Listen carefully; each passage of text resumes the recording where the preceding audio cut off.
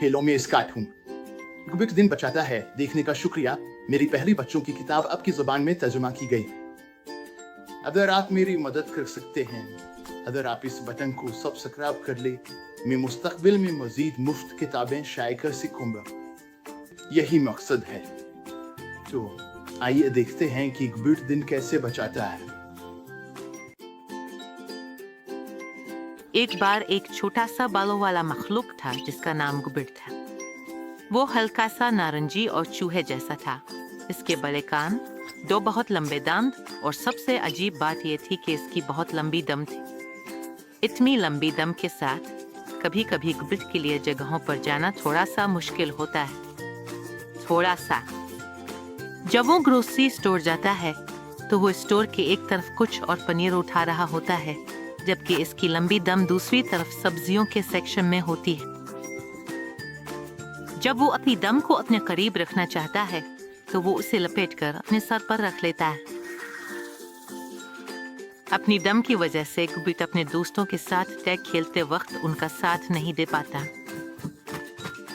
और जाहिर है गुबिट छुपने और ढूंढने के खेल में बेहतरीन नहीं है। एक रात गुबिट की माँ बिस्तर में सुला रही थी। उसने कहा, मामा, मुझे लंबी दम होना पसंद नहीं है। मैं बाकी सब की तरह क्यों नहीं हो सकता। गुबिट की माँ ने इसके गाल पर बोसा दिया और कहा, क्योंकि जो तुम्हारे पास है वो एक तोहफा है और ये तुम्हें दूसरों से मुख्तलिफ बनाता है। गुबिट, तुम खास हो। गुबिट में अपने आप से सोचा, मुझे खास महसूस नहीं होता, और फिर अपनी दम की एक झटक से उसने बगैर बिस्तर से उठे अपनी रोशनी बंद कर दी।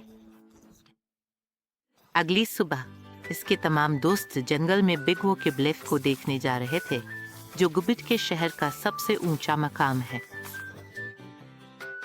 जब गुबिट के दोस्त जंगल में दौड़ रहे थे तो वो उनके पीछे पीछे दरख्तों के दरमियान से गुजरता रहा। जब वो खुली जगह पहुंचा उसे एक झटका महसूस हुआ। वो आगे नहीं जा सकता था। इसने पीछे देखा तो इसकी दम दरख्तों में उलझी हुई थी। उसने जोर लगाया और जोर लगाया, लेकिन जितना भी उसने कोशिश की उसकी दम फंस गई थी। गुबिट के तमाम दोस्त बिग वो के ब्लिफ के ऊपर देख रहे थे और नीचे दरिया में पत्थर फेंक रहे थे। अचानक इनमें से एक का पांव फिसल गया और वो ब्लिफ से नीचे फिसल गया। खुशकिस्मती से पहाड़ी के दरमियान में इसकी कमीज एक शाख में फंस गई।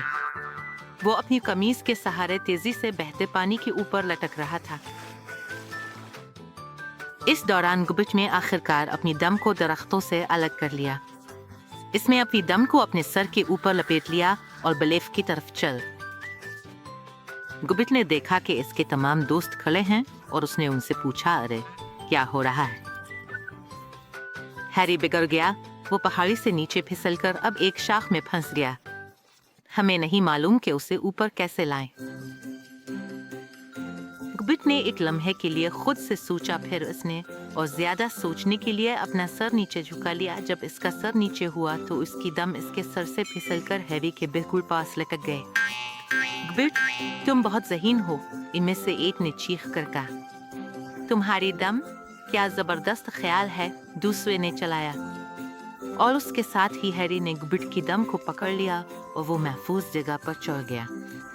सबने मिलकर खुशी मनाई। हपलेट, हपलिंट, हपनल्स। इस दिन के बाद गुबिट कभी अपनी दम से शर्मिंदा नहीं हुआ। वो खास था और वो कुछ ऐसा कर सकता था जो कोई और नहीं कर सकता था।